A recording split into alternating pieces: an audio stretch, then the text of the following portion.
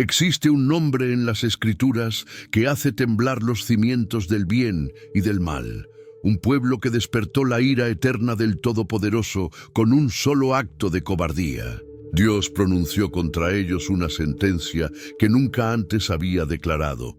Borraré por completo su memoria de debajo del cielo. ¿Qué crimen pudo ser tan atroz para recibir tal maldición profética? Los amalecitas atacaron cuando Israel era más vulnerable, matando a los que se quedaban atrás. Ancianos, mujeres embarazadas, niños exhaustos. Ese día nació una enemistad que atravesaría generaciones. Profetas anunciaron su fin. Reyes recibieron la orden divina de ejecutar el juicio, y cada encuentro con Israel acercaba más el cumplimiento de la profecía. Desde el bastón levantado de Moisés en la batalla hasta la espada de Samuel ejecutando al último rey amalecita, esta es una historia donde lo sobrenatural y lo terrenal se entrelazan. Hoy desentrañaremos el misterio de este pueblo maldito, su origen genealógico, sus crímenes imperdonables, y cómo la profecía divina se cumplió letra por letra hasta que su nombre fue borrado para siempre. La historia de Amalek es la prueba de que ninguna palabra de Dios cae al vacío. Para entender quiénes fueron los amalecitas, necesitamos regresar al principio de su historia familiar. Todo comenzó con Esaú, el hermano gemelo de Jacob. Esaú fue el hijo mayor de Isaac y Rebeca, pero vendió su primogenitura por un plato de lentejas. Cuando creció, tomó varias esposas, y una de ellas se llamaba Ada. De este matrimonio nació un hijo llamado Elifaz. Elifaz tuvo varios hijos, pero también tenía una concubina llamada Timna. La Biblia registra este detalle importante en el libro de Génesis capítulo 36, versículo 12, donde dice: «Y Timna fue concubina de Elifaz, hijo de Esaú, y le dio a luz a Amalek». Así nació Amalek, el nieto de Esaú y bisnieto del patriarca Isaac. Este origen es crucial porque significa que los amalecitas eran parientes lejanos de los israelitas. Ambos pueblos descendían de Isaac. Israel venía de Jacob y Amalek venía de Esaú. Eran familia, aunque separada por decisiones y caminos diferentes. Esta conexión familiar hace que la enemistad futura entre ellos sea aún más significativa. No eran extraños completos, sino parientes que se convirtieron en enemigos mortales. El nombre Amalek se volvería sinónimo de hostilidad contra Israel. Pero en este momento de la historia, era simplemente un niño nacido en la familia de Esaú, sin que nadie supiera el papel que sus descendientes jugarían en la historia bíblica. Los descendientes de Esaú no se quedaron en Canaán junto con la familia de Isaac. Ellos se mudaron hacia el sur, a una región montañosa y rocosa.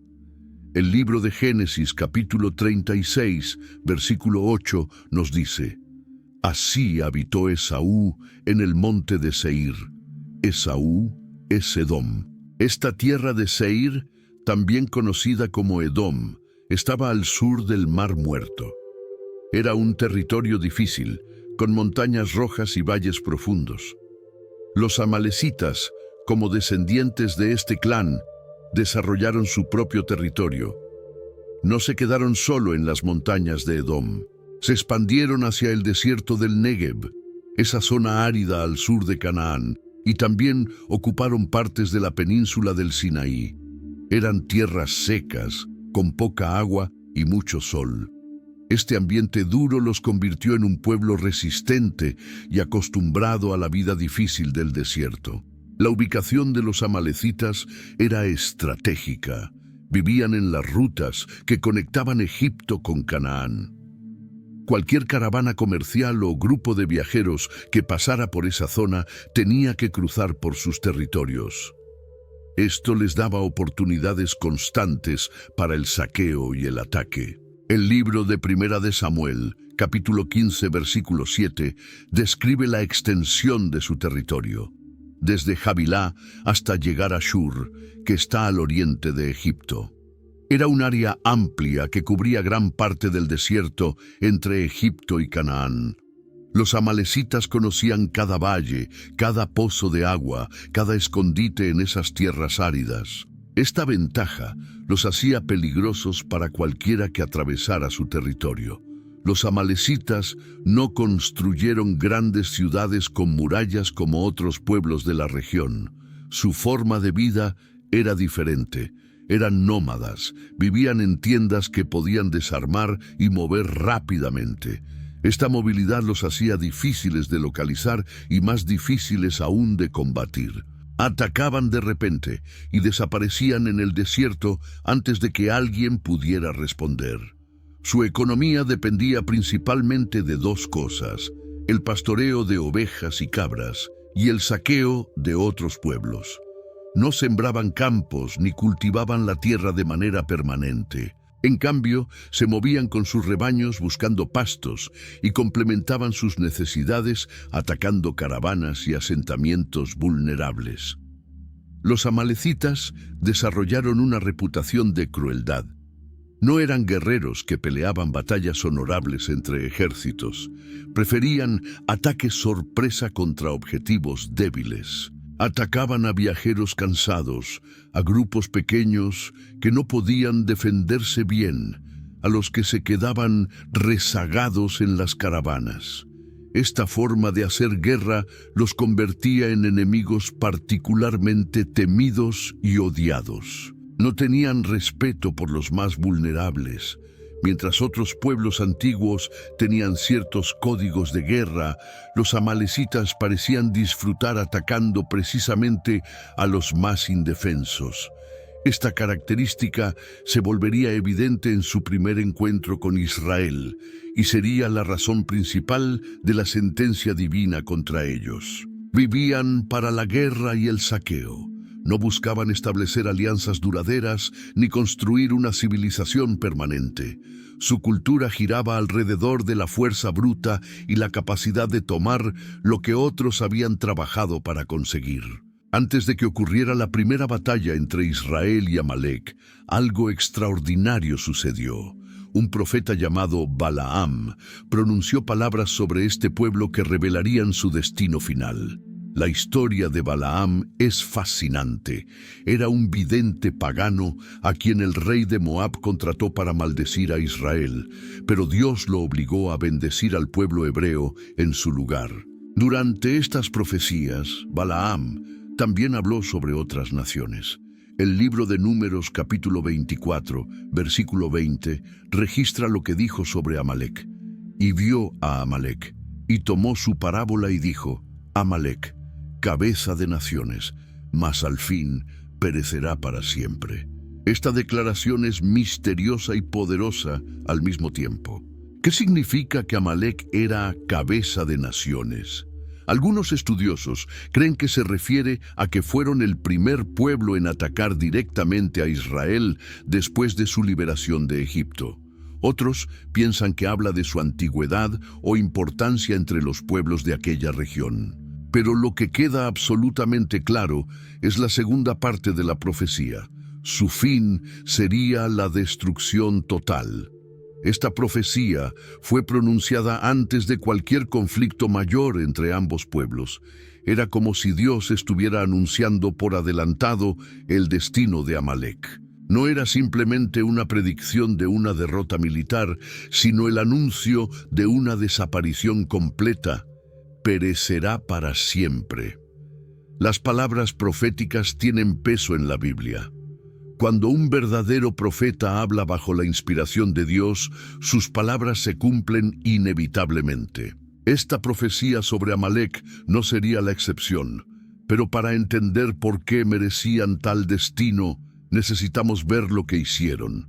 El pueblo de Israel había salido de Egipto después de 400 años de esclavitud. Dios los había liberado con señales poderosas: las 10 plagas, la apertura del Mar Rojo, la destrucción del ejército egipcio. Ahora caminaban por el desierto rumbo a la tierra prometida. Eran una multitud enorme. hombres, mujeres, niños, ancianos, con sus rebaños y todas sus posesiones. El viaje por el desierto era agotador. El sol quemaba durante el día, hacía frío en la noche, había poca agua y comida limitada.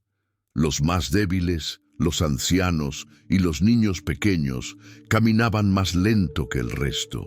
Naturalmente, se quedaban atrás del grupo principal, formando una retaguardia vulnerable de personas cansadas y exhaustas. Fue en este momento de debilidad cuando los amalecitas decidieron atacar. No desafiaron al ejército israelita de frente. No enviaron mensajeros declarando guerra. No había ningún conflicto previo entre ellos. Israel no había invadido su territorio ni amenazado sus ciudades. Simplemente estaban pasando por el desierto. El libro de Deuteronomio, capítulo 25, versículos 17 y 18, describe exactamente lo que sucedió. Acuérdate de lo que hizo Amalec contigo en el camino, cuando salías de Egipto, de cómo te salió al encuentro en el camino y te desbarató la retaguardia de todos los débiles que iban detrás de ti, cuando tú estabas cansado y trabajado, y no tuvo temor de Dios. Atacaron por la espalda, mataron a los débiles, a los cansados, a los que no podían defenderse. Mientras el ejército principal de Israel estaba adelante, los amalecitas se aprovecharon de los ancianos, las mujeres embarazadas, los niños pequeños que caminaban más lento. Fue un acto de cobardía pura, y la Biblia añade un detalle importante. No tuvo temor de Dios.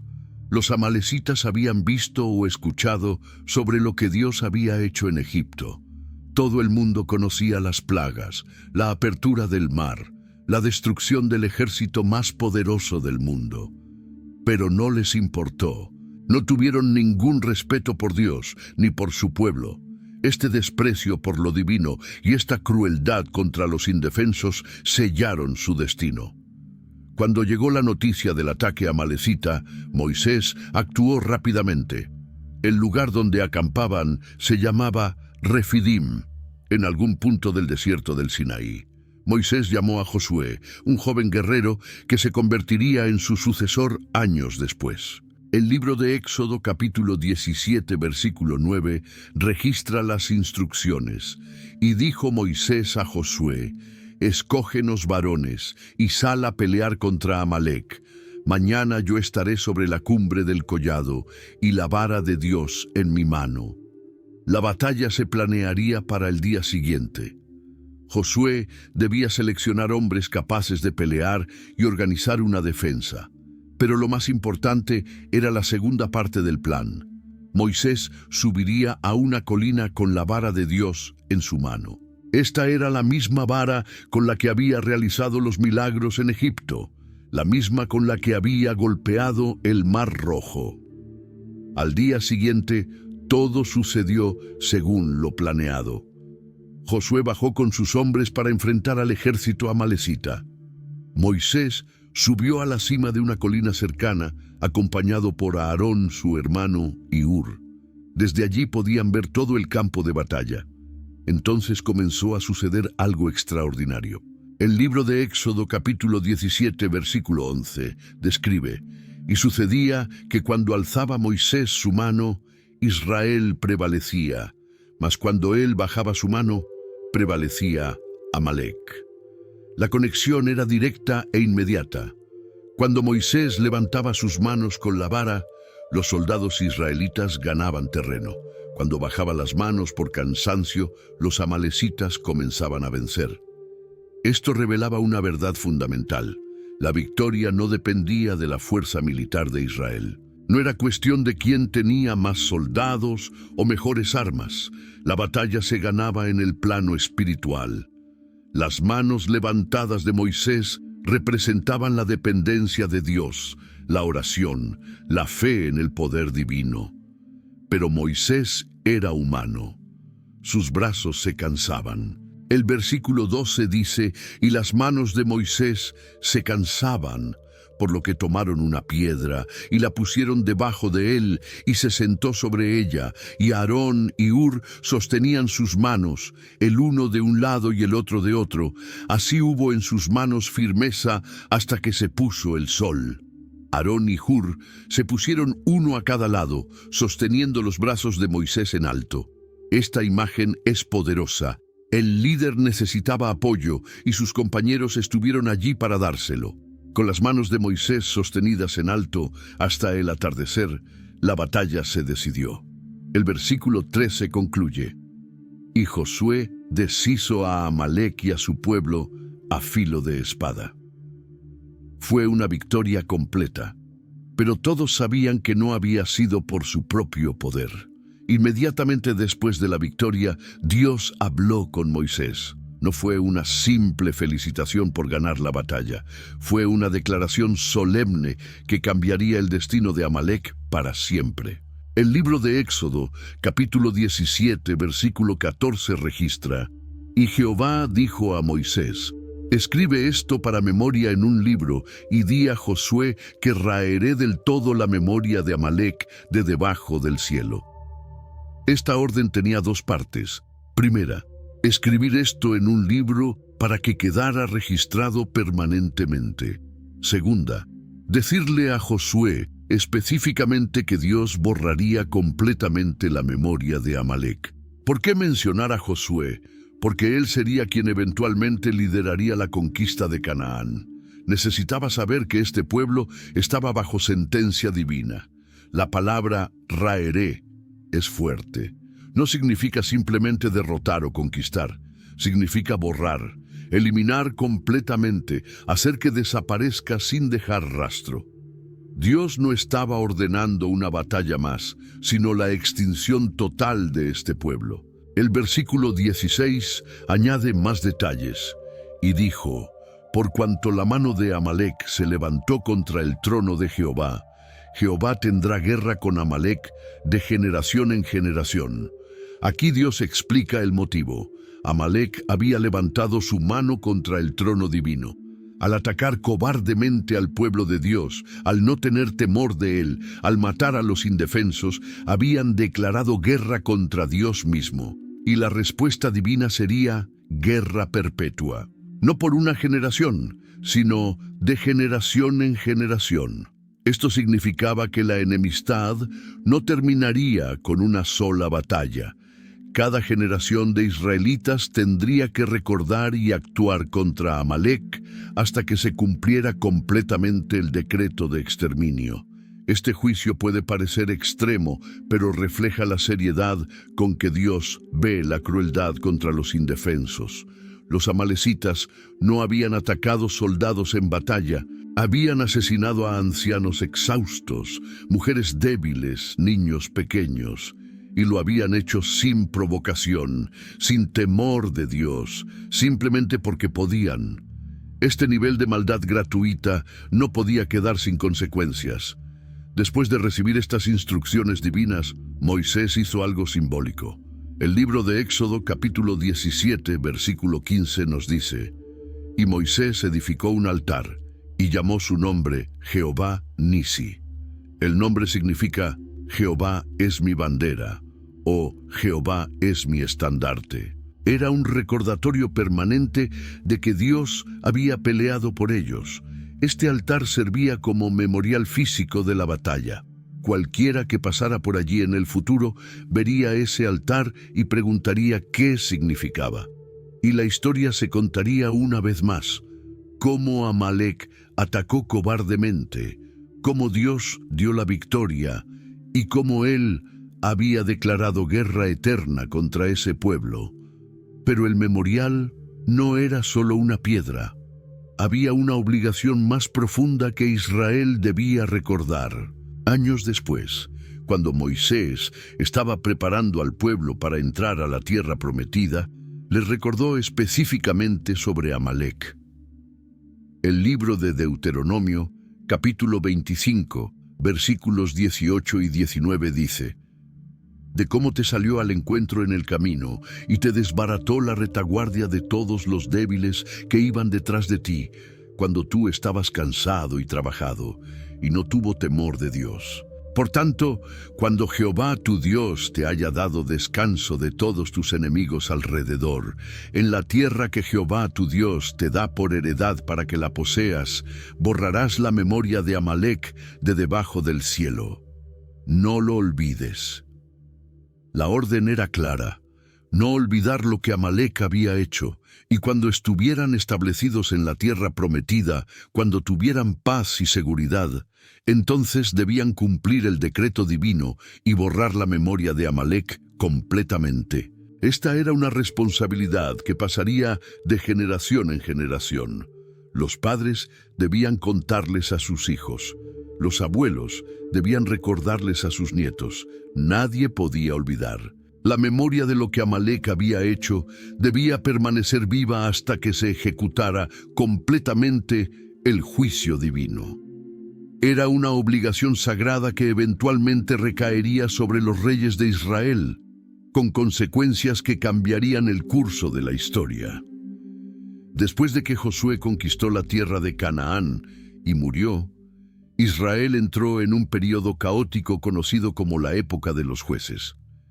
Era un tiempo sin rey, donde cada persona hacía lo que le parecía correcto. Israel caía repetidamente en la idolatría. Dios permitía que enemigos los oprimieran. El pueblo clamaba por ayuda, y Dios levantaba un juez para liberarlos. Este ciclo se repitió una y otra vez durante siglos. Los amalecitas aprovecharon esta inestabilidad. Ya no eran solo asaltantes del desierto, ahora formaban alianzas estratégicas con otros enemigos de Israel para causar el mayor daño posible. Una de estas alianzas se registra en el libro de Jueces capítulo 3, versículos 12 y 13. Volvieron los hijos de Israel a hacer lo malo ante los ojos de Jehová. Y Jehová fortaleció a Eglón, rey de Moab, contra Israel, por cuanto habían hecho lo malo ante los ojos de Jehová. Y juntó consigo a los hijos de Amón y de Amalec, y fue y derrotó a Israel, y tomó la ciudad de las palmeras. Eglón, el rey de Moab, no actuó solo.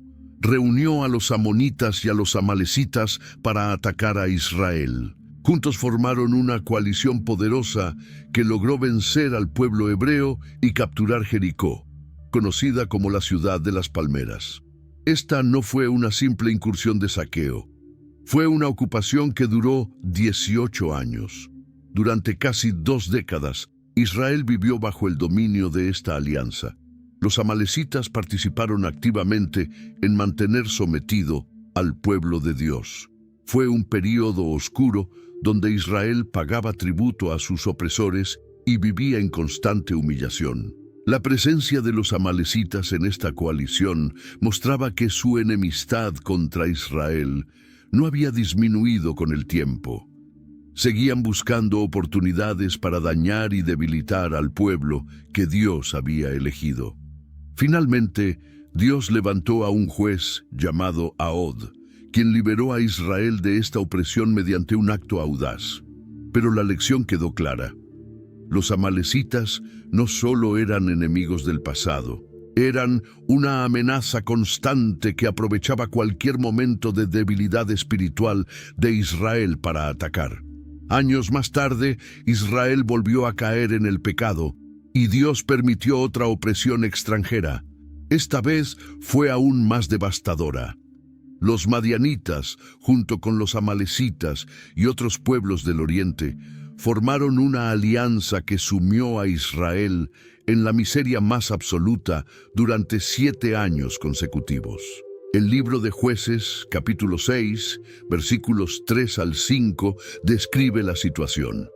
Pues sucedía que cuando Israel había sembrado, subían los madianitas y amalecitas y los hijos del oriente contra ellos. Subían y los atacaban, y acampando contra ellos, destruían los frutos de la tierra hasta llegar a Gaza, y no dejaban qué comer en Israel, ni ovejas, ni bueyes, ni asnos, porque subían ellos y sus ganados, y venían con sus tiendas en grande multitud como langostas, Ellos y sus camellos eran innumerables. Así venían a la tierra para devastarla. Esta opresión era sistemática y calculada. Cada año, cuando los israelitas sembraban sus campos y esperaban la cosecha, estos pueblos invasores llegaban como una plaga. No se conformaban con robar parte de la cosecha. Destruían todo hasta Gaza, que estaba en el extremo sur del territorio. No dejaban nada, ni comida ni animales, nada con qué sobrevivir. La descripción es impactante. Venían en cantidades tan grandes que parecían langostas cubriendo la tierra. Traían sus propios ganados y tiendas, acampaban en territorio israelita y consumían o destruían absolutamente todo. Los camellos eran innumerables, lo que significaba que tenían gran movilidad y capacidad de carga para llevarse el botín. Los amalecitas eran parte integral de esta coalición destructiva. Su conocimiento del desierto y su experiencia en incursiones rápidas los hacían valiosos para esta estrategia de tierra arrasada. Durante 7 años, Israel vivió en cavernas y escondites en las montañas, tratando de proteger algo de sus cosechas. El versículo 6 del mismo capítulo dice: «De este modo, empobrecía Israel en gran manera por causa de Madián, y los hijos de Israel clamaron a Jehová». La situación se volvió tan desesperada que el pueblo finalmente clamó a Dios por ayuda. Dios respondió levantando a Gedeón, quien con solo 300 hombres derrotó a esta enorme coalición en una batalla milagrosa. Pero nuevamente, los amalecitas habían mostrado su naturaleza, siempre listos para unirse a cualquiera que quisiera oprimir y destruir a Israel. Siglos después, durante el reinado del rey Saúl, un joven llamado David había sido ungido como el próximo rey de Israel. Pero Saúl, consumido por los celos, perseguía a David para matarlo. David tuvo que huir y vivir como fugitivo durante años. En su desesperación, David hizo algo arriesgado. Buscó refugio entre los filisteos, los enemigos tradicionales de Israel. El rey filisteo Aquis le dio a David una ciudad llamada Siclag para que viviera allí con sus hombres. Era una ciudad pequeña, pero se convirtió en el hogar temporal de David, sus 600 guerreros y todas sus familias. Durante 16 meses, David vivió allí, saliendo ocasionalmente en expediciones militares. Un día, David y todos sus hombres tuvieron que acompañar al ejército filisteo hacia el norte. Dejaron Siclag completamente desprotegida, solo con las mujeres, los niños y los ancianos. Los amalecitas, que siempre estaban vigilando oportunidades, descubrieron esta vulnerabilidad. El libro de Primera de Samuel, capítulo 30, versículos 1 y 2, relata lo que sucedió. Cuando David y sus hombres vinieron a Siclag al tercer día, los de Amalec habían invadido el Negev y a Siclag, y habían asolado a Siclag, y le habían prendido fuego, y se habían llevado cautivas a las mujeres y a todos los que estaban allí, desde el menor hasta el mayor, pero a nadie habían dado muerte, sino que los llevaron y siguieron su camino. Los amalecitas atacaron no solo Siclag, sino toda la región del Negev. Quemaron la ciudad hasta los cimientos. Pero hubo algo diferente en este ataque. No mataron a nadie. Tomaron a todas las personas como prisioneros, incluyendo a las 2 esposas de David, Ahinoam y Abigail. Se llevaron todo lo de valor y desaparecieron en el desierto. Cuando David y sus hombres regresaron al tercer día y vieron lo que había sucedido, su reacción fue de completa desesperación. El versículo 4 dice: «Entonces David y la gente que con él estaba alzaron su voz y lloraron, hasta que les faltaron las fuerzas para llorar». No era solo la pérdida material. Sus esposas, sus hijos, sus familias habían sido capturados. No sabían si estaban vivos o muertos, si los verían otra vez o si serían vendidos como esclavos. La situación se puso aún peor. El versículo 6 registra: Y David se angustió mucho, porque el pueblo hablaba de apedrearlo, pues todo el pueblo estaba en amargura de alma, cada uno por sus hijos y por sus hijas. Los propios hombres de David, cegados por el dolor y la ira, querían matarlo. Lo culpaban por haber dejado a sus familias sin protección. David estaba al borde de perderlo todo: su ciudad, su familia, sus hombres, su vida. En medio de esta crisis devastadora, David hizo lo único que podía hacer. El libro de Primera de Samuel, capítulo 30, versículo 6, termina diciendo: «Mas David se fortaleció en Jehová su Dios». No se dejó consumir por la desesperación. Buscó fuerza en Dios. David llamó al sacerdote Abiatar y le pidió que trajera el efod, un objeto sagrado usado para consultar la voluntad de Dios. David preguntó directamente: ¿perseguiré a estos merodeadores? ¿Los alcanzaré? La respuesta divina fue clara y llena de esperanza.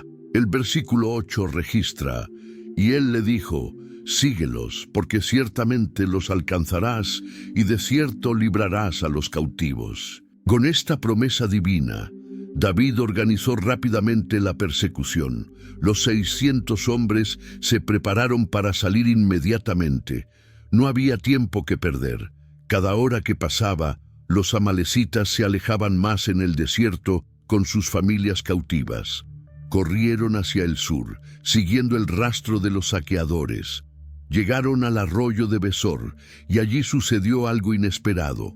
200 hombres estaban tan exhaustos que no podían continuar. El versículo 10 dice: «Y David siguió adelante con 400 hombres, porque se quedaron atrás 200 que, cansados, no pudieron pasar el arroyo de Besor». La persecución era tan intensa que un tercio del ejército no pudo seguir el ritmo. Pero David no podía detenerse. Dejó a los 200 descansando junto al arroyo con el equipaje y continuó con los 400 restantes. Todavía no sabían exactamente dónde estaban los amalecitas. El desierto era vasto y el grupo enemigo podría estar en cualquier dirección, pero Dios estaba guiando cada paso. Pronto encontrarían la ayuda que necesitaban para localizar exactamente a sus enemigos. Mientras David y sus hombres avanzaban por el desierto siguiendo el rastro, encontraron algo inesperado en medio del campo: un joven tirado en el suelo, evidentemente enfermo y abandonado. El libro de Primera de Samuel, capítulo 30, versículo 11 dice: «Y hallaron en el campo a un hombre egipcio, el cual trajeron a David, y le dieron pan, y comió, y le dieron a beber agua». El joven estaba en condiciones terribles. Los versículos 12 y 13 continúan: «Le dieron también un pedazo de masa de higos secos y 2 racimos de pasas. Y luego que comió, volvió en él su espíritu, porque no había comido pan ni bebido agua en 3 días y 3 noches. Y le dijo David: «¿De quién eres tú? ¿Y de dónde eres?» Y respondió el joven egipcio: «Yo soy siervo de una amalecita, y me dejó mi amo porque enfermé hace 3 días». La historia del joven era reveladora. Era un esclavo egipcio que pertenecía a uno de los amalecitas que había atacado Siclag. Había caído enfermo hacía 3 días, y su amo simplemente lo abandonó en el desierto para que muriera. Esta crueldad era típica de los amalecitas. No tenían compasión ni siquiera con sus propios siervos. Pero este abandono cruel se convertiría en la perdición de los amalecitas. El joven egipcio, agradecido por el agua y la comida que David le había dado, comenzó a revelar información crucial. El versículo 14 registra: «Nosotros hicimos una incursión a la parte del Negev que pertenece a los cereteos, y a lo que es de Judá, y al Negev de Caleb, y pusimos fuego a Siclag». El egipcio confirmó lo que David ya sabía. Ellos habían quemado Siclag. Pero también reveló que habían atacado otras áreas, mostrando la magnitud de la incursión amalecita. No había sido solo un ataque contra David, sino una campaña de saqueo más amplia contra toda la región sur. David le hizo una pregunta directa y vital. El versículo 15 dice, y le dijo David, ¿me llevarás tú a esa banda? Y él dijo, hazme juramento por Dios, que no me matarás, ni me entregarás en las manos de mi amo, y yo te llevaré a esa banda. El joven egipcio sabía exactamente dónde estaban los amalecitas. Había estado con ellos hasta hacía 3 días. Conocía su ubicación, su campamento, todo. David juró no matarlo ni entregarlo a su antiguo amo. Con esta promesa, el egipcio aceptó guiarlos directamente hasta donde estaban los saqueadores. Era providencial. Sin este encuentro, David podría haber buscado durante días en el vasto desierto sin encontrar a los amalecitas. Pero Dios había preparado este encuentro aparentemente casual que cambiaría todo. Guiados por el joven egipcio, David y sus 400 hombres finalmente localizaron el campamento amalecita. Lo que vieron los llenó de furia y determinación. El libro de Primera de Samuel, capítulo 30, versículo 16, describe la escena, y lo llevó. Y he aquí que estaban desparramados sobre toda aquella tierra, comiendo y bebiendo y haciendo fiesta por todo aquel gran botín que habían tomado de la tierra de los filisteos y de la tierra de Judá.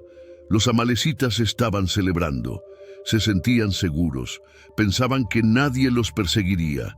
Estaban dispersos por todo el área, comiendo, bebiendo y festejando con todo lo que habían robado. No tenían guardias, no esperaban ningún ataque. Era el momento perfecto para atacar. David no esperó. El versículo 17 dice, y los hirió David desde aquella mañana hasta la tarde del día siguiente, y no escapó de ellos ninguno, sino 400 jóvenes que montaron en camellos y huyeron. El ataque duró desde el amanecer hasta la tarde del día siguiente. Fue una batalla intensa y completa. De todos los amalecitas, solo 400 jóvenes lograron escapar montados en camellos rápidos. El resultado fue total y absoluto. El versículo 18 registra, y libró David todo lo que los amalecitas habían tomado, y asimismo libertó David a sus 2 mujeres. No solo rescató a sus esposas Ahinoam y Abigail, sino que liberó a todos los cautivos. El versículo 19 añade, y no les faltó cosa alguna, chica ni grande, así de hijos como de hijas, del robo y de todas las cosas que les habían tomado, todo lo recuperó David. Fue una victoria perfecta. No perdieron ni una sola persona. Todos los niños, todas las mujeres, todos los ancianos que habían sido capturados fueron rescatados sanos y salvos. Y no solo eso, recuperaron absolutamente todo lo que los amalecitas les habían robado. Pero había más. El versículo 20 dice, tomó también David todas las ovejas y el ganado mayor, y trayéndolo todo delante decían, este es el botín de David. Los amalecitas tenían consigo no solo lo robado de Siclag, sino el botín acumulado de múltiples incursiones. Todo ese ganado y riquezas ahora pertenecían a David y sus hombres. Cuando regresaron al arroyo de Besor, donde habían dejado a los 200 hombres cansados, surgió un problema. Algunos de los guerreros que habían peleado no querían compartir el botín con los que se habían quedado atrás. El versículo 22 registra sus palabras. Entonces, todos los hombres malos y perversos, de entre los que habían ido con David, respondieron y dijeron, puesto que no fueron con nosotros, no les daremos del botín que hemos quitado, sino a cada uno su mujer y sus hijos, que se los lleven y se vayan. Era una actitud egoísta e injusta. Querían quedarse con todo para ellos porque habían sido los que pelearon, pero David, como buen líder, estableció un principio de justicia. Los versículos 23 y 24 registran su respuesta. Y David dijo, no hagáis eso, hermanos míos, con lo que Jehová nos ha dado, quien nos ha guardado. y ha entregado en nuestras manos a la banda que vino contra nosotros. ¿Quién nos escuchará en este caso? Porque conforme a la parte del que desciende a la batalla, así ha de ser la parte del que queda con el bagaje, les tocará parte igual.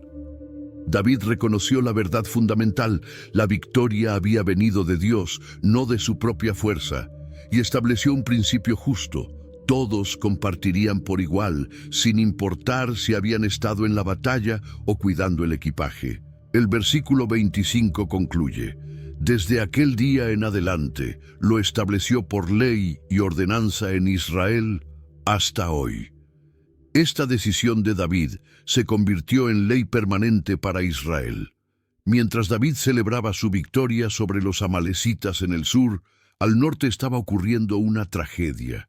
El rey Saúl había llevado al ejército israelita a la batalla contra los filisteos en el monte Gilboa. La batalla fue desastrosa. Los filisteos derrotaron completamente a Israel. Los 3 hijos de Saúl murieron ese día: Jonatán, Abinadab y Malquisúa. El ejército huyó y Saúl quedó gravemente herido. Saúl, viendo que estaba perdido, pidió a su escudero que lo matara para que no cayera vivo en manos de los filisteos. Pero su escudero, aterrorizado, no se atrevió a tocar al ungido del Señor. Entonces Saúl tomó su propia espada y se dejó caer sobre ella. Cuando su escudero lo vio muerto, también se mató. Así terminó el reinado del primer rey de Israel. 3 días después, David estaba en Siclag cuando llegó un mensajero. El libro de 2 de Samuel, capítulo 1, versículos 2 y 3, describe su llegada. Al tercer día sucedió que vino uno del campamento de Saúl, rotos sus vestidos y tierra sobre su cabeza. Y llegando a David, se postró en tierra e hizo reverencia. Y le preguntó David: ¿de dónde vienes? Y él respondió: me he escapado del campamento de Israel. El mensajero traía ropas rasgadas y tierra en la cabeza, señales tradicionales de luto. David inmediatamente preguntó qué había pasado. El versículo 4 registra: David le dijo: ¿qué ha acontecido? Te ruego que me lo digas. Y él respondió: el pueblo huyó de la batalla, y también muchos del pueblo cayeron y son muertos. También Saúl y Jonatán su hijo murieron. Eran noticias devastadoras. El ejército había huido, muchos habían muerto, y lo peor de todo, Saúl y Jonatán estaban muertos. Jonatán era el mejor amigo de David, más cercano que un hermano, y Saúl, a pesar de haber perseguido a David, era el ungido de Dios y el rey de Israel. David necesitaba estar seguro. El versículo 5 dice: y dijo David a aquel joven que le daba las nuevas: ¿cómo sabes que han muerto Saúl y Jonatán su hijo? ¿Cómo podía este mensajero estar tan seguro? ¿Había estado allí? La respuesta del joven cambiaría todo. Los versículos 6 al 10 registran su historia. El joven que le daba las nuevas respondió: casualmente vine al monte de Gilboa y hallé a Saúl, que estaba recostado sobre su lanza, y venían tras él carros y gente de a caballo. Y cuando él miró hacia atrás, me vio y me llamó, y yo dije: heme aquí. Y me preguntó: ¿quién eres tú? Y yo le respondí: soy amalecita. Él me volvió a decir: te ruego que te pongas sobre mí y me mates, porque me ha tomado angustia y toda mi vida está aún en mí. Yo entonces me puse sobre él y le maté, porque sabía que no podía vivir después de su caída, y tomé la corona que tenía en su cabeza y la argolla que traía en su brazo, y las he traído acá a mi señor. El mensajero era una amalecita. Afirmaba haber encontrado a Saúl herido, que Saúl le había pedido que lo matara, y que él lo había hecho. Como prueba, trajo la corona real y el brazalete de Saúl. Probablemente esperaba una recompensa generosa por traer estas noticias y estos objetos valiosos a David. Después de todo, todos sabían que Saúl había perseguido a David. Quizás pensó que David se alegraría de la muerte de su enemigo. No podía estar más equivocado. La reacción de David fue inmediata y emocional.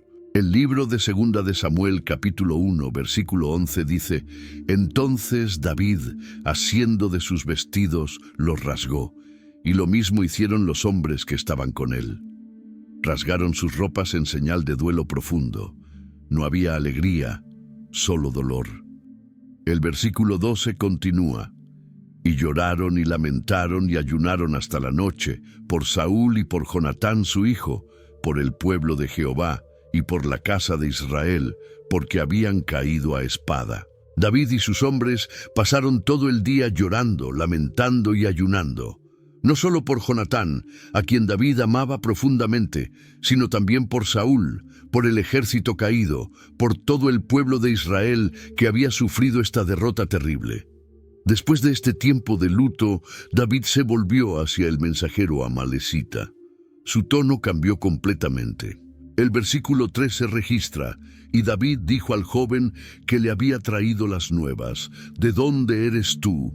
Y él respondió: Yo soy hijo de un extranjero, amalecita. El joven confirmó su identidad.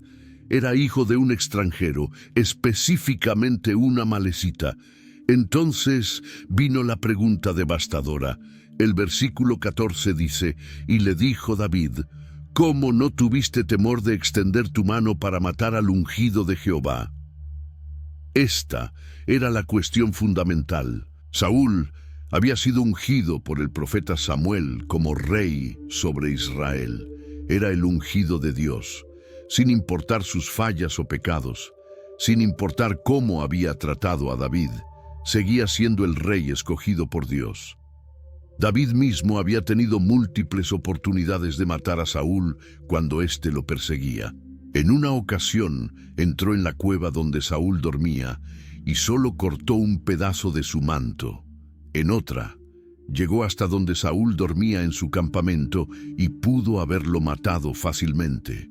Pero en ambas ocasiones se negó, diciendo que no tocaría al ungido del Señor.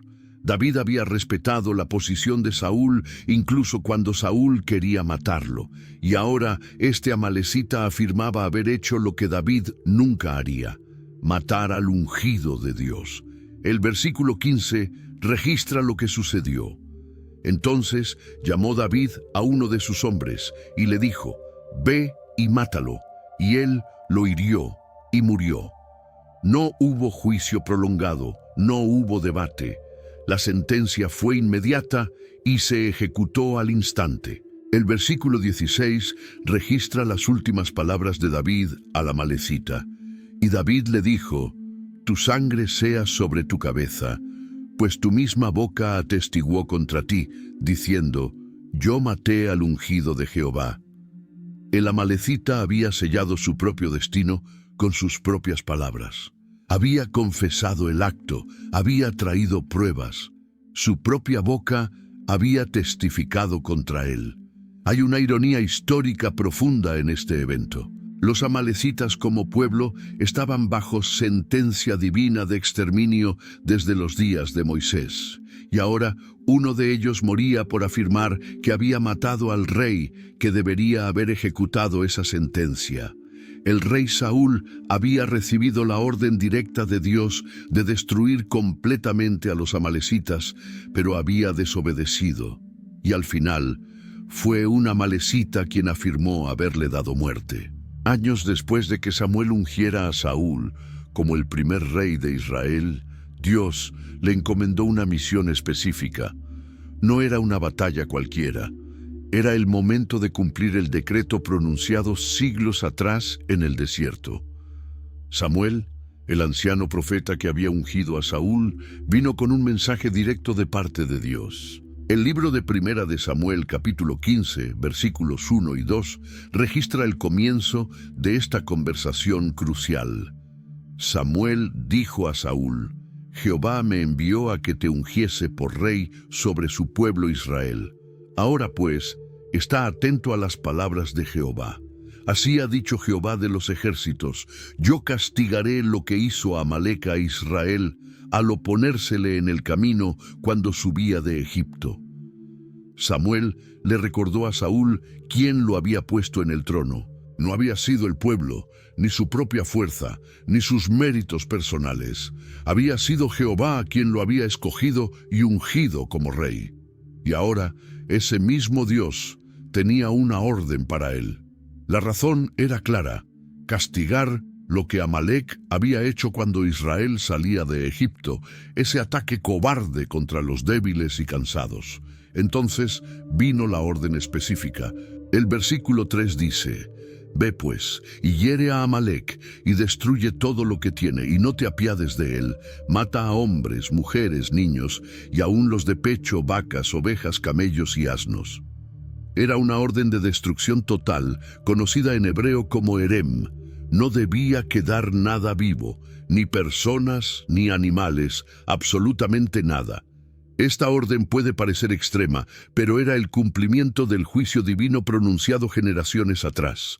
Los amalecitas habían tenido siglos para cambiar su naturaleza violenta y cruel. En cambio, habían seguido atacando a los débiles, formando alianzas para oprimir a Israel y continuando con su desprecio total por Dios y por la vida humana. El tiempo de la paciencia divina había terminado. Saúl tenía una responsabilidad clara. Como rey de Israel, era su deber ejecutar la sentencia de Dios. No había ambigüedad en la orden, no había espacio para interpretaciones. Todo debía ser destruido. La pregunta ahora era: ¿obedecería Saúl completamente? Saúl se tomó en serio la orden divina, al menos al principio. Convocó al ejército de Israel y reunió una fuerza militar impresionante. El libro de Primera de Samuel, capítulo 15, versículo 4, dice: Saúl pues convocó al pueblo y le pasó revista en Telaim, 200,000 de a pie y 10,000 hombres de Judá. Era un ejército enorme para los estándares de aquella época. 200,000 soldados de infantería de las tribus del norte, más 10,000 hombres de la tribu de Judá. Con este ejército masivo, Saúl marchó hacia el territorio amalecita. El versículo 5 registra: y viniendo Saúl a la ciudad de Amalec, puso emboscada en el valle. Los amalecitas tenían al menos una ciudad fortificada, y Saúl preparó una estrategia militar inteligente, colocando tropas en emboscada en el valle cercano. Antes de atacar, Saúl hizo algo notable. Los ceneos, descendientes del suegro de Moisés, llamado Jetro, vivían entre los amalecitas. Eran un pueblo pacífico que había mostrado bondad a Israel durante el Éxodo. Saúl no quería que fueran destruidos junto con los amalecitas. Los versículos 6 y 7 dicen: y dijo Saúl a los ceneos: idos, apartaos, y salid de entre los de Amalec, para que no os destruya juntamente con ellos, porque vosotros mostrasteis misericordia a todos los hijos de Israel cuando subían de Egipto. Y se apartaron los ceneos de entre los de Amalec. Los ceneos aceptaron la advertencia y se retiraron a un lugar seguro. Esto mostraba que Saúl entendía quién debía ser destruido y quién no. Los ceneos habían mostrado bondad, los amalecitas habían mostrado crueldad. La sentencia divina era específica contra Amalec, no contra todos indiscriminadamente. Con los ceneos a salvo, Saúl lanzó el ataque completo. El versículo 7 registra: y Saúl derrotó a los amalecitas desde Havilá hasta llegar a Shur, que está al oriente de Egipto. Fue una campaña militar devastadora que cubrió todo el territorio amalecita. Desde Havilá en el norte hasta Shur cerca de Egipto en el sur, el ejército de Saúl persiguió y destruyó a los amalecitas. La victoria militar fue total y aplastante. Hasta este punto, todo parecía ir según el plan divino. Saúl había reunido un ejército poderoso, había protegido a los inocentes ceneos y había derrotado completamente a los amalecitas en batalla. Pero entonces tomó decisiones que cambiarían su destino para siempre. El libro de Primera de Samuel, capítulo 15, versículo 8 dice: y tomó vivo a Agag, rey de Amalec, pero a todo el pueblo mató a filo de espada. Aquí comenzó la desobediencia. La orden divina había sido clara: destruir todo, sin excepciones. Pero Saúl capturó vivo al rey Agag. No lo ejecutó en el campo de batalla como a los demás. Lo tomó prisionero. ¿Por qué Saúl hizo esto? La Biblia no explica sus motivos exactos, pero podemos imaginar las razones. Capturar a un rey enemigo era considerado un gran honor militar en aquella época. Tener a un rey derrotado como trofeo aumentaba el prestigio del vencedor. Quizás Saúl quería exhibir a Agag en su regreso triunfal a Israel. Quizás simplemente pensó que matar a todos los soldados era suficiente y que perdonar al rey mostraría magnanimidad. Pero la desobediencia no terminó allí. El versículo 9 revela algo más grave. Y Saúl y el pueblo perdonaron a Agag, y a lo mejor de las ovejas y del ganado mayor, de los animales engordados, de los carneros y de todo lo bueno, y no lo quisieron destruir, mas todo lo que era vil y despreciable destruyeron. No fue solo decisión de Saúl, el pueblo también participó en esta desobediencia selectiva. Miraron todo el botín disponible: rebaños enormes de ovejas, ganado gordo y saludable, carneros de calidad, todo lo mejor que los amalecitas habían acumulado. Y decidieron quedárselo. Solo destruyeron lo que era inútil, lo viejo, lo enfermo, lo que no tenía valor. Obedecieron parcialmente, destruyendo lo que de todos modos no querían, pero desobedecieron en lo que realmente importaba. Esta obediencia selectiva violaba directamente el mandato divino. Dios había sido específico: destruir todo. No había dado opciones ni excepciones basadas en el valor material. Saúl y el pueblo decidieron por sí mismos qué partes de la orden seguir y cuáles ignorar, poniendo su propio juicio por encima del mandato de Dios. Mientras Saúl regresaba victorioso de la batalla, Dios habló con Samuel. La conversación fue dolorosa para el anciano profeta. El libro de Primera de Samuel, capítulo 15, versículos 10 y 11, registra: Y vino palabra de Jehová a Samuel, diciendo: Me pesa haber puesto por rey a Saúl, porque se ha vuelto de en pos de mí, y no ha cumplido mis palabras. Y se apesadumbró Samuel, y clamó a Jehová toda la noche. Dios le reveló a Samuel la desobediencia de Saúl. El profeta quedó devastado. Había sido él quien ungió a Saúl como rey, quien lo había guiado en sus primeros años de reinado. Y ahora esto. Samuel pasó toda la noche clamando a Dios, angustiado por lo que había sucedido. A la mañana siguiente Samuel salió a buscar a Saúl. El versículo 12 dice: Madrugó luego Samuel para ir a encontrarse con Saúl por la mañana. Y fue dado aviso a Samuel diciendo: Saúl ha venido a Carmel, y he aquí se levantó un monumento, y dio la vuelta, y pasó adelante, y descendió a Gilgal. Saúl no solo había regresado, había ido a Carmel y levantado un monumento para sí mismo. Era un acto de autoglorificación, celebrando su victoria como si fuera un logro puramente personal. Samuel finalmente encontró a Saúl en Gilgal.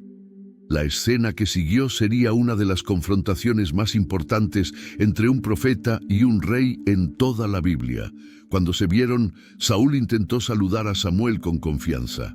El versículo 13 registra: Vino, pues, Samuel a Saúl, y Saúl le dijo: Bendito seas tú de Jehová, yo he cumplido la palabra de Jehová.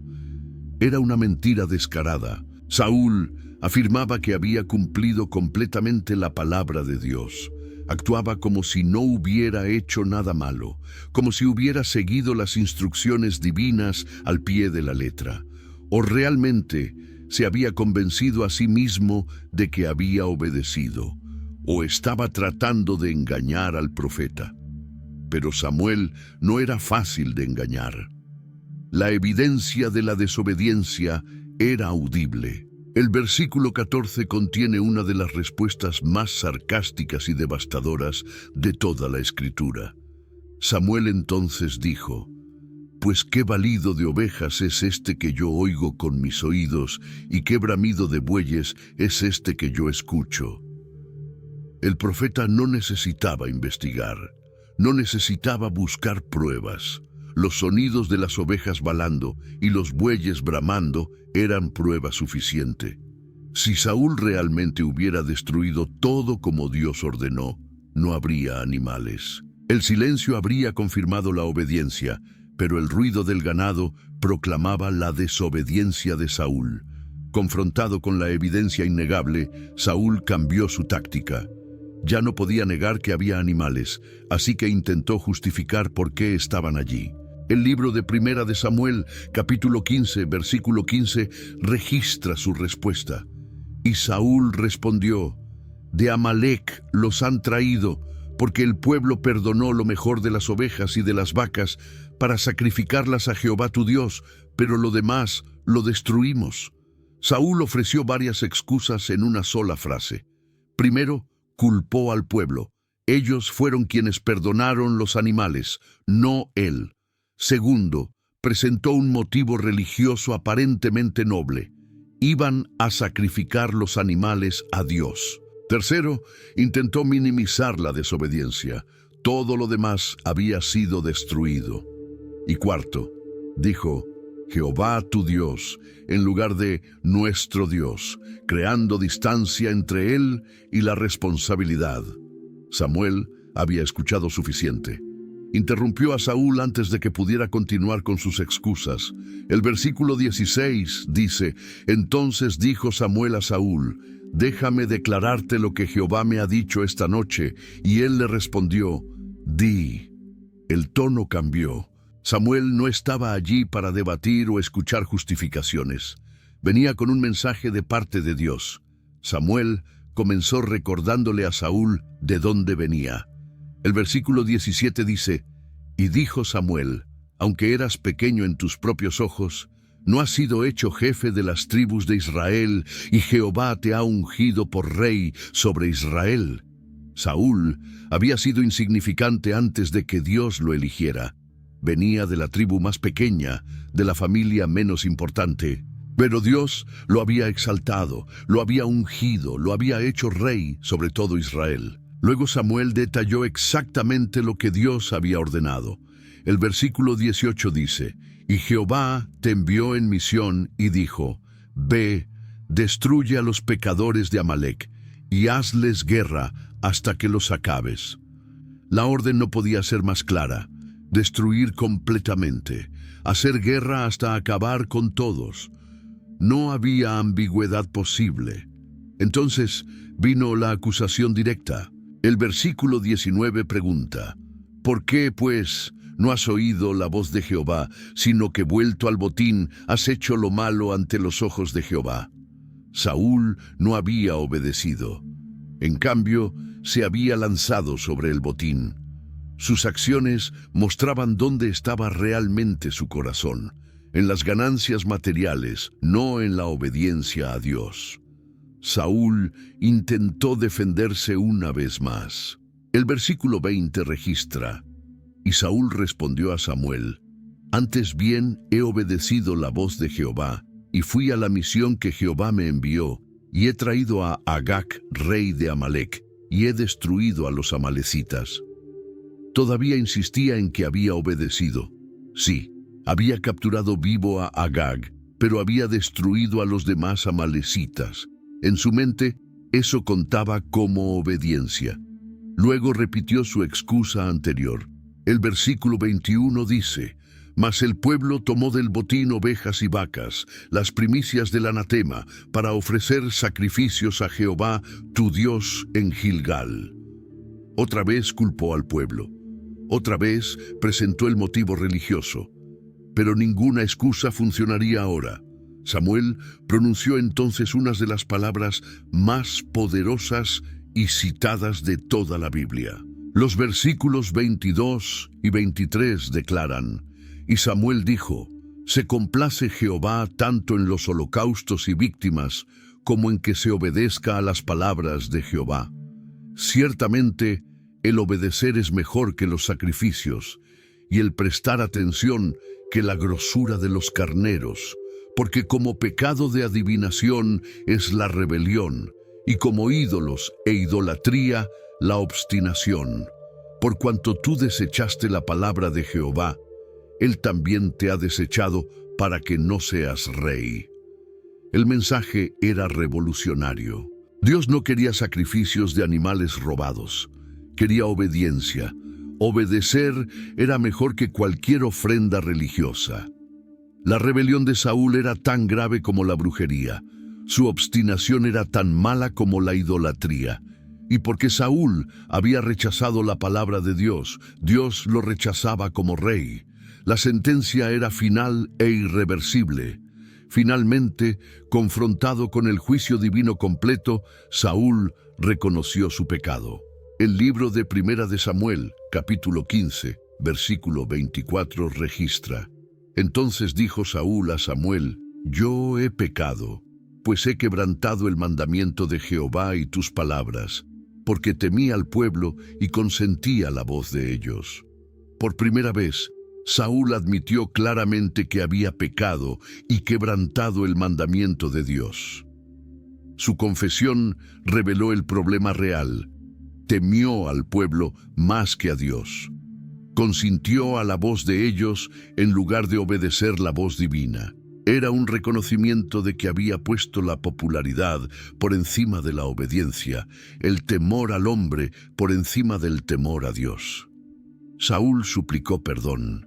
El versículo 25 dice: Te ruego que perdones ahora mi pecado y vuelvas conmigo para que adore a Jehová. Quería que Samuel regresara con él, que adoraran juntos, que todo volviera a la normalidad, pero era demasiado tarde para normalidad. Samuel fue inflexible. El versículo 26 registra su respuesta. Y Samuel respondió a Saúl: No volveré contigo, porque desechaste la palabra de Jehová, y Jehová te ha desechado para que no seas rey sobre Israel. No había vuelta atrás. El juicio había sido pronunciado y era irreversible. Cuando Samuel se dio vuelta para irse, sucedió algo dramático. El versículo 27 dice: Y volviéndose Samuel para irse, él se asió de la punta de su manto, y éste se rasgó. Saúl agarró el manto de Samuel en un gesto desesperado y el manto se rasgó en sus manos. Samuel convirtió este accidente en una profecía visual.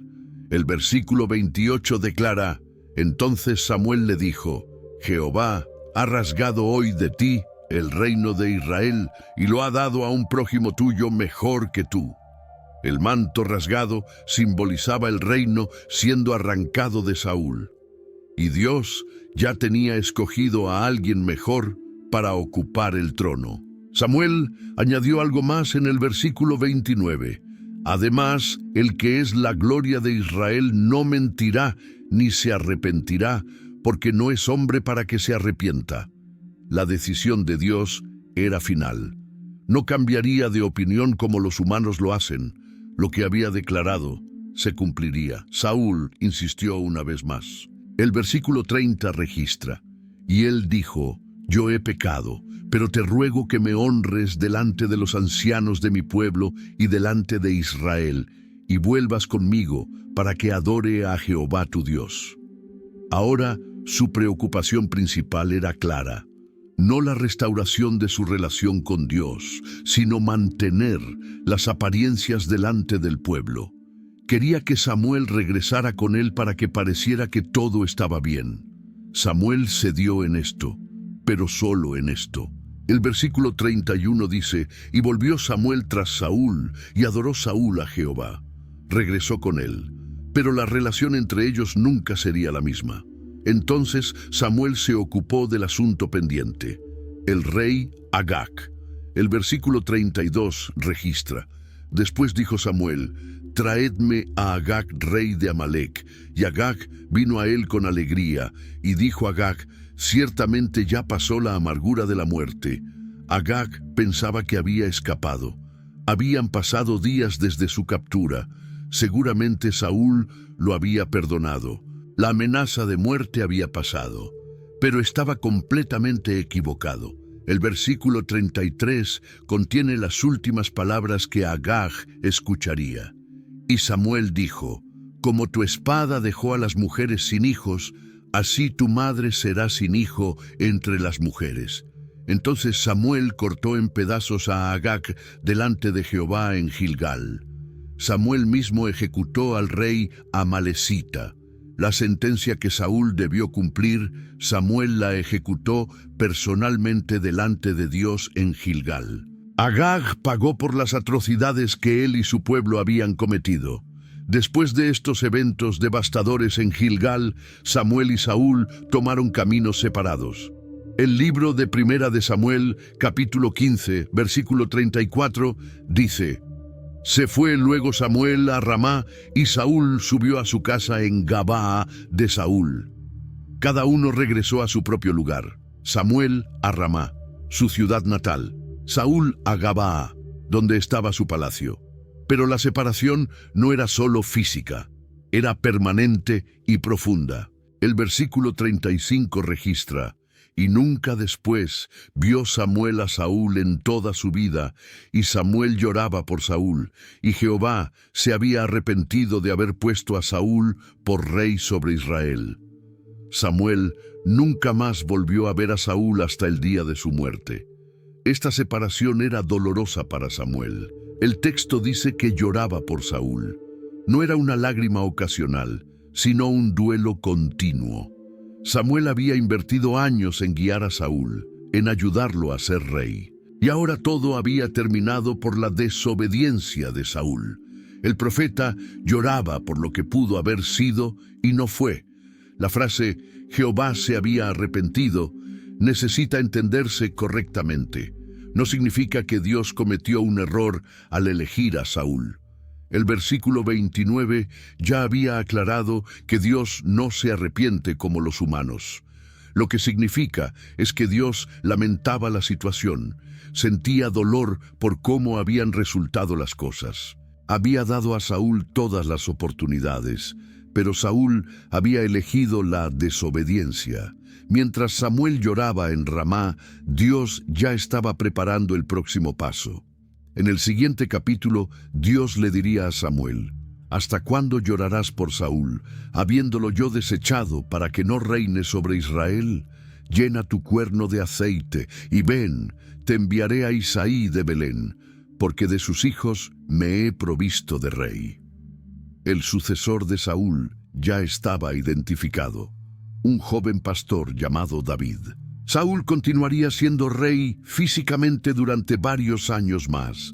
Pelearía batallas, gobernaría el reino, usaría la corona. Pero espiritualmente, su reinado había terminado ese día en Gilgal. Dios ya lo había rechazado. El reino ya había sido arrancado de él. Solo era cuestión de tiempo hasta que la realidad visible alcanzara la realidad espiritual. Después de los eventos durante el reinado de Saúl, algo notable sucede en las Escrituras. Las menciones de los amalecitas como nación organizada prácticamente desaparecen. Hubo el ataque a Siclag, que ya mencionamos, donde David los derrotó completamente. Pero incluso después de eso, quedaban remanentes dispersos. El golpe final vino siglos después, durante el reinado del rey Ezequías de Judá. El libro de Primera de Crónicas, capítulo 4, versículos 42 y 43, registra un evento poco conocido pero significativo. Asimismo, 500 hombres de ellos, de los hijos de Simeón, fueron al monte de Seir, llevando por capitanes a Pelatías, Nearías, Refaías y Uziel, hijos de Isi, y destruyeron a los que habían quedado del remanente de Amalec, y habitaron allí hasta hoy. 500 hombres de la tribu de Simeón atacaron el monte de Seir, el antiguo territorio de Edom, donde los descendientes de Esaú se habían establecido. Allí encontraron al último remanente de los amalecitas que había escapado de las derrotas anteriores. Los destruyeron completamente y se establecieron en esa tierra. Este evento ocurrió aproximadamente en el año 715 a.C. Fue el fin definitivo. Después de esta expedición, la Biblia no menciona más a los amalecitas como pueblo existente. El decreto pronunciado por Dios en Refidim, siglos atrás, finalmente se había cumplido por completo. La memoria de Amalek fue borrada de debajo del cielo, exactamente como Dios había declarado. No sobrevivió ninguna nación amalecita. No hay inscripciones arqueológicas importantes de ellos. No dejaron ciudades monumentales ni registros escritos significativos. Su nombre sobrevive solo en las páginas de la Biblia como advertencia y como testimonio de que las palabras de Dios se cumplen. En la tradición judía posterior, Amalek se convirtió en un símbolo. Representa a aquellos que atacan a los débiles sin provocación, que no tienen temor de Dios, que se oponen a los propósitos divinos. Hasta el día de hoy, en algunas comunidades judías, se lee públicamente la historia de Amalek como recordatorio de que el mal extremo no puede ser tolerado. La historia completa de los amalecitas, desde el nacimiento de Amalek como nieto de Esaú hasta su extinción final en el monte de Seir, abarca más de 1000 años. Fue una historia de hostilidad constante, de oportunidades desperdiciadas para cambiar, de juicio divino pacientemente esperado y finalmente de sentencia completamente ejecutada.